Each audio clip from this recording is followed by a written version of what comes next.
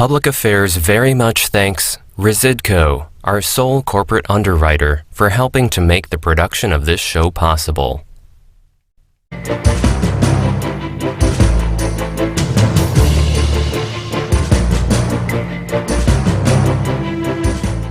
Should they have more choice? Should they have school choice? Should they have charter schools? Should they have voucher schools?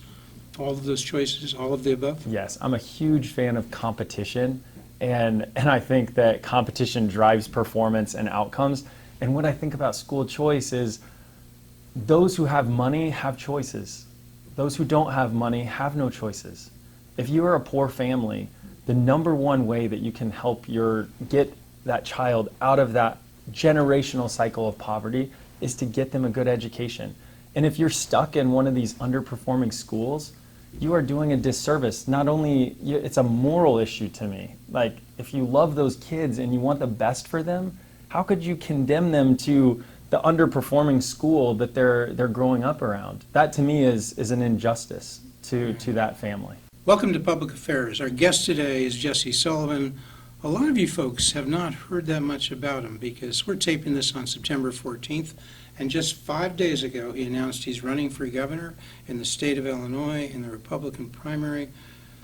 Jesse, why don't you just tell us who you are? What's the core of Jesse Sullivan? I am a son of Illinois. So I am one of 8 kids in my family, and we grew up with 3 core priorities of faith, family, and service. And those are really, honestly, who I am through and through. And my wife makes fun of me because all of my kids, I've got 4 kids with a 5th on the way, plus a couple of foster children.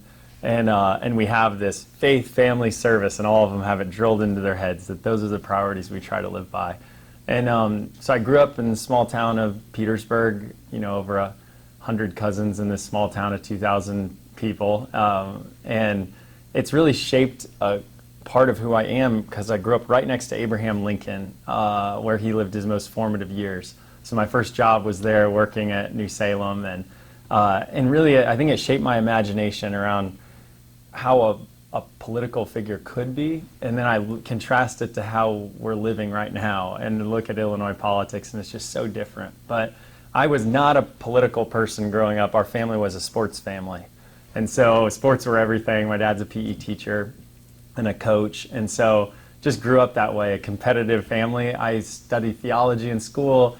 It led me to go do international development work, to try to work on global poverty issues, and then counterinsurgency work in Afghanistan, where ultimately I realized, hey, if I really want to help people in need, the best way is to try to create jobs and grow the economy. And so went back to business school, and I've been running an organization since to try to back the best entrepreneurs creating those jobs, until it kind of brings us back to this decision to run for governor, because I look back home and I say, are we living up to being a shining city on a hill? Like, are our political leaders, like Abraham Lincoln, like bringing our nation into the future and being capable of being looked up to? And I feel like we're so far from that point, especially at our home in Illinois.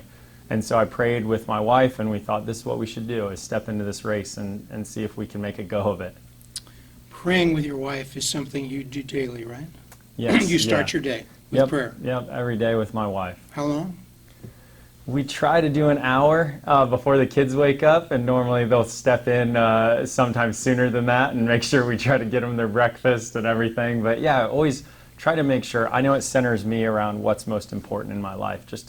Prayers of gratitude, mainly, just for everything we're given, and then ask that I can be used well during the day, and to fill me with His love and affirmation rather than needing to seek it out through my daily activities. So you went to St. Louis University, which is nearby Petersburg, right? Yeah. How far? 2 hours away. 2 hours away. Enough time for me to come home every weekend. Petersburg, to give people some ideas, about 20 minutes from Springfield, roughly? Yes, correct. Right? Yep. Just a mile from Salem, where you announced, where Abraham Lincoln announced a similar journey, right? Yes, exactly. Okay. Yeah. Okay. My first job working there. But then, so after, and you did these various things you've just described for us between St. Louis University and then the decision to go back to school to Stanford to get your MBA, came out, you barely mentioned, you started a firm, you call it Alter, right? Some people say, oh, I hear them say Alter Global. Yeah, Okay. yep. You can find it, what is alter.vc is the Yes, website? alter.vc, yeah. So you started that, you had a nonprofit and you had a for-profit at the same time? Yes, exactly. It started as a nonprofit because the idea was out of business school. The whole reason I went to business school was because I was doing work in the developing world. And here are mothers and fathers trying to provide for their kids' basic needs. And I felt like the charity and good intentions were important band-aids, but you had to get at the root cause, and that really was a lack of jobs. And it's where are the large-scale job creators, and how do I help create those jobs of the future?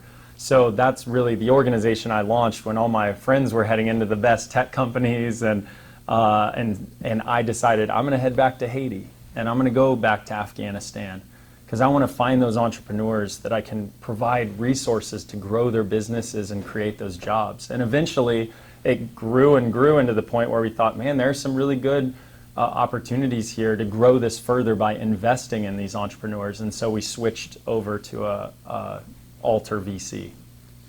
The for-profit. Correct. And that's been the last 2 or 3 years. Yes, exactly. And yeah. that's led you to do well by doing good? Correct. Yeah, we call ourselves a higher purpose VC firm. And a lot of people think VC and they think venture capital like sharks. We are higher purpose in the sense that the whole motivation for us is not making a return on the investment. That's the engine. You have to get good returns so more people will give you more money to invest more. But that's not the reason why we do it. The mission is because of the jobs it creates in those economies, because that mothers and fathers need that work to provide for their kids' basic needs. And that's been a huge calling of my lifetime, is to try to work on getting families out of poverty and to have opportunity. So you view this calling, you view your run for governor as a calling? I do, and I don't want people to confuse that, because they might say, oh, your Christian faith, like somehow you think you're ordained or anything. That is so far from the truth. Actually, my Christian faith would show me that Jesus was called and he ended up on the cross. And that does not mean success. That's not a good outcome for you. No, worldly success is not the same as godly success. And so for me, when I say I'm called to do this, it's a calling to serve. And it says, who do I feel called to serve? And I think when I've been praying about that, it's like these little kids who don't have opportunity, and to end that generational cycle of poverty and to provide the right educational outcomes for them. It's, these prisoners who are, in prison and in consequence-based system, but they don't have the skills to be able to go back out and to not return to prison again. And it's like foster children, and our 2 foster daughters, like 20,000 kids in the state of Illinois who need a good foster home, a loving one. And like we have all these good intentions and these really large budgets for things, but we're getting terrible outcomes, like just really awful. And I'm very outcome oriented around those metrics, and so that's what I feel like, man, we need to bring that to the state of Illinois. Okay, well, let's just dive into the issues, and we'll go back and forth between who Great. you are and the issues. Great. The big issue, it seems to me, a big issue is pensions, right? Give us an idea. How do you view the pension problem, the pension shortfall? How big is it? Yeah. What would you do about it? Yeah, hugely broken. It's just a very obviously broken system, so you have to acknowledge that. 2 is, because it's such a big problem, it's actually crowding out funding for all of these things that matter, all the things I was talking about, where it's like we want to be spending our resources on. If I'm going to be taxed to money, we're generous Midwesterners, I think. All of us feel like, I don't mind giving some of my money to help someone in need, but you better use it wisely. You better actually spend that money to help people. And whenever you're paying off debt with a large portion of that money, that's just so inefficient and ineffective. So it's like, so that's why I care about it. And then a few principles I bring to it. So talking with my dad, he's a public school teacher. I live right next door to him. We sit out on his porch and we talk about sports. And I said, hey, I'm going to do this thing. He's like, why in the world would you run for governor? But he also said, hey, if you take away pensions, I'm not going to vote for you. And meaning that when you have a promise made to a group of people who are relying on that to be met, you have to make good on your word. And so that is principle number 1, is that like a benefit earned should be a benefit paid. Now you say, is it solvent? Can you actually pay those people? Then you have to say, we need to make major changes, because anyone who hasn't earned under a contract Like any future stuff, I'm a business guy who's like, competition's good. Private sector, they moved away from pensions a long time ago. The state needs to do the same thing. To move away from defined benefit to 401ks. Right. But let's Correct. take a look. Let's invite the viewers into this Yeah. discussion. Let's show them slide 1. You've got that. These are slides we're going to use from time to time during the show. They're all from WirePoints. I'm not endorsing that, but they are a major provider of data and framework for analysis, and we'll use that as a jumping off point. If you look at slide 1, you can see we're talking about according to WirePoints, a $420 billion shortfall. That's based in large part on Moody's as opposed to official estimates. So I think that's more accurate. 3/4 of that, 306 billion of that, those numbers are dollars, are state, and then we got city pensions shortfall around the Chicago, Cook County, and around the state of Illinois, another 100 billion. That's a 420 billion number. Yeah. You can't do that with taxes. Right. You can't keep going like that. You're going to have to cut somebody's benefits, aren't you? I believe that there is a way. Well, one, I think also the state Supreme Court has weighed in pretty heavily around the issue. Yeah, And and to they've me- said what they've said. Well, they said, well, in two separate instances, and these, I've been trying to work with people who have been diving into these issues for much longer than I have been able Sure. to, that I respect. And so all the policy stuff, I feel like that's something we're going to build an awesome team over time to dive deep into the specific policies. But on the state Supreme Court side, it was like, hey, one, if you made a contract and you said that you would earn this benefit, then you need to pay that benefit. And then the two was this question of during the time period, once you've signed the contract, and even if, and this is my understanding of it, and I need to dive deeper, but it's just when you're going through the system and you haven't earned certain benefits yet, those you still have to be, because you were locked in that contract, you have to continue. They can't be changed. And that's where I feel like that is something that we have to fight for. We have to find a way to change that. Because I view it like a boa constrictor swallows an elephant. Right. Number one, you got to stop them from swallowing the elephant. Like, we have to change the system. Any new person entering the system, it has to be different. It has to be the 401k. Now you talk about the elephant going through the boa constrictor. It's like, the reason I want to solve that is because we want to be able to provide for the benefits of people who have actually earned them so far. So I want to say, how do we reduce the size of the elephant going through the boa constrictor? So quickly, you could amend the Constitution if you could get the legislature to put it on the ballot, if you get the people to vote for it, then you could do, not cutting people's who are retired, Right. but people, as you described, they haven't yet had that accrue. Yeah. In our words, the Supreme Court said, no, you can't. You would, if you amend the Constitution to say you can cut pension benefits, then you could do that, right? Right.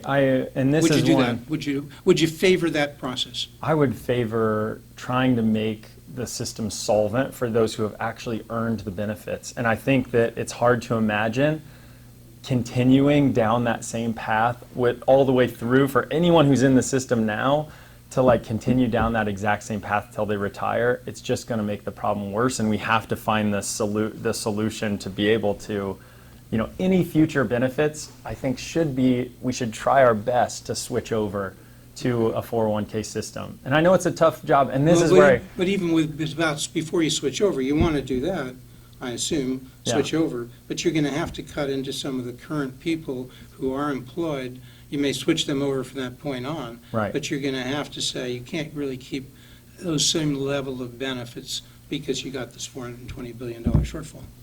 Isn't that true? You're going to have to do something there. Yeah. How you do it, you're going to have to work on, I assume. But Yeah. I think that's a simple question.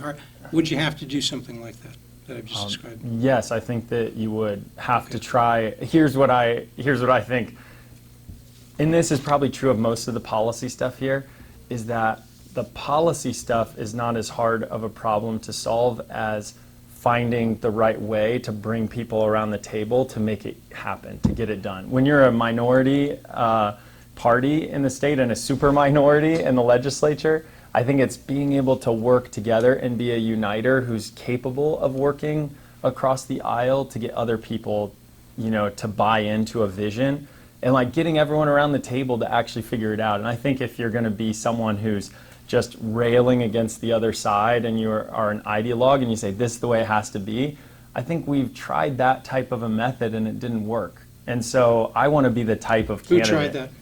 When you say we've tried that? Well, I think we had 4 years of an effort of a governor who had a vision of what he wanted to bring about, and then you had this very strong legislature that said, "Hey, no go," Okay. and like you get loggerheads. So you're not going to repeat that? Yeah, the people of Illinois suffer when that happens. Could you win over, what is it, just 73 Democrats in the State House to 45 Republicans currently? Might be similar if and when you get elected. 41 Democrats in the State Senate to 18 Republicans. Can you win over a number? Is that what you're saying, proposed legislation that would somehow win over a large number of those Democrats in the State House and State Senate? Yeah, I think you could do that? I think if you can't do that, you aren't going to get anything done for the people of Illinois. Like you run into the problem of like you have to deal with the situation as it is. And I would wish, there was, a huge majority of whatever vision you had, but that is not the case. And so it's being able to work together with other people to bring about that vision that you hope for. Let's go to more specifics on pensions, then we'll go to another topic. Yeah. But just quickly, if we go to slide 2 to give people an idea of what we're up against, this shows us the pension benefit data for the Illinois state retirees. We have teachers getting a current, these are people that are 30 years in. So we're talking about career teachers, career college employees or university professors, career state workers, okay? And those pensions you can see are high, $80,000. If they're retiring at 59, their annual pension starts at $79,000. And we know it goes up considerably after retirement. $71,000 for university workers. The $79,000 for teachers around the state of Illinois other than CTU, around the state. State workers, $54,000 plus Social Security, which they get, which might be another $18,000. So these are eye-popping numbers because a lot of people are living only on Social Security, which is on average maybe $18,000. They're paying taxes for people who are getting pensions, $80,000 a year to start with. We see other numbers like $200,000, $300,000. So it's a major problem. It's got to be solved soon. Yeah. Anything else to add before we go on?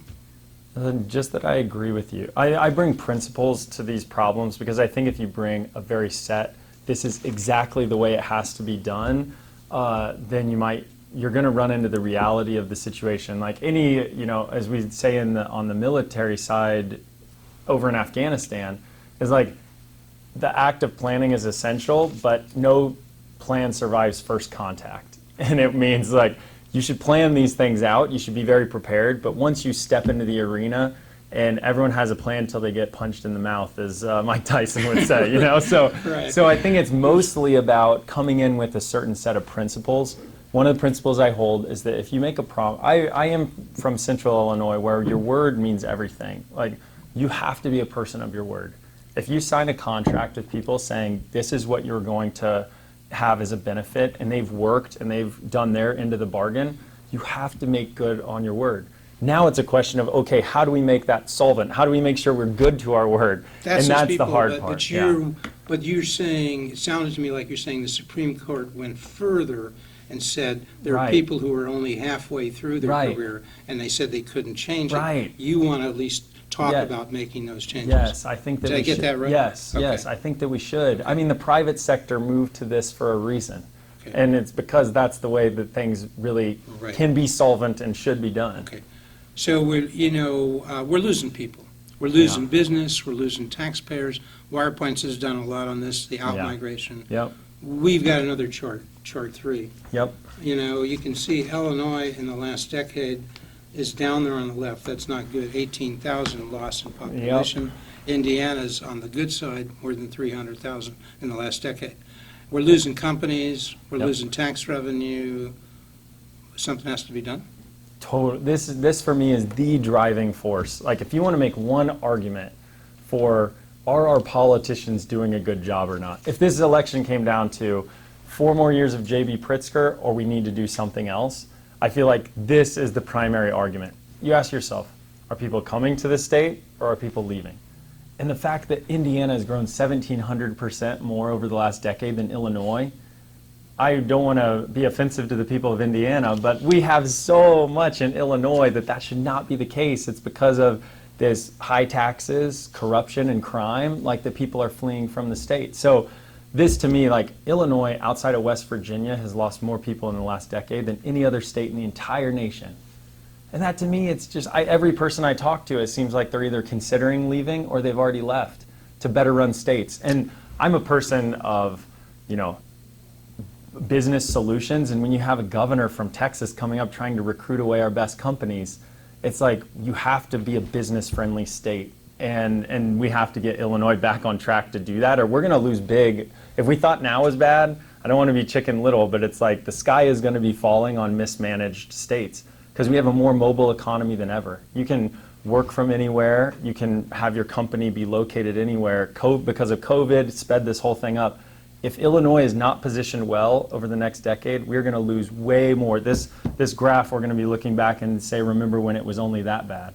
So we got to start looking at specifics. So let's go to slide 5 and skip 4, because that's more than we can inhale. But slide 5 gives us a sampling of how much Illinois is spending on education. I say sampling relative to the national average, relative to Indiana, relative to Florida. And you can see there, Illinois is at $16,000. This is per capita per year in K through 12 education spending. The national average is $13,000. Indiana is $10,000, a little bit more. Florida, a little less than $10,000. We're an outlier. Yeah. We're an outlier. I mean, everybody likes to say the governor around, a Republican came in, was always touting how much more he's spending on education. I mean, are you going to do that? If I've learned anything through my life of good intentions, it's that good intentions do not equal good outcomes, and it's also that spending money does not equal performance. I think what would be really interesting is to contrast the amount spent versus the performance, because what I care about is performance. Are our kids actually measuring up? And like, are we providing a good enough environment for them to excel, and so that we can create the jobs of the future here in Illinois? And so I think it's very lumpy, and we're very good in some areas, and we're very bad in others. We got, the National Assessment of Educational Progress. They put out data how well the state is doing relative to other states on math, on science, reading. Let's do it. Let's look at one, table 6, slide 6. It's just a sample, but this is 4th grade Illinois performance relative to 4th grade Indiana. That yellow line up above means they're doing better than the red line down below. This is yearly data from 2007 to 2019. So I don't hear a lot of discussion of that. We should have more, right? Yeah, this governor's race, primary in general, should be about how we're doing on education. Are we spending more than we should? Am I right? Are those the questions? Yeah, I think that's a really important question every parent is asking themselves for their kids. Am I giving my kid the best environment and the best school to be able to improve their chances of living a successful, good life? Should they have more choice? Should they have school choice? Should they have charter schools? Should they have voucher schools? All of those choices, all of the above? Yes, I'm a huge fan of competition, and I think that competition drives performance and outcomes. And what I think about school choice is those who have money have choices. Those who don't have money have no choices. If you are a poor family, the number one way that you can help get that child out of that generational cycle of poverty is to get them a good education.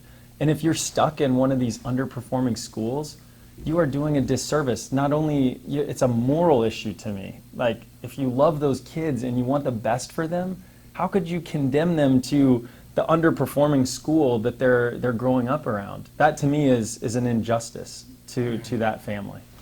And so if you could, we say we're spending in Illinois on average K through 12, $16,000 per kid per year.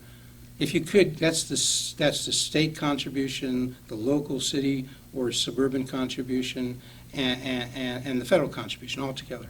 If you could give that as a gift, as I used to do. We take this backpack, I had my 16,000, push it in there, strap the backpack on the kid with the 16,000, let the parents decide if they're happy at the public school, they stay there.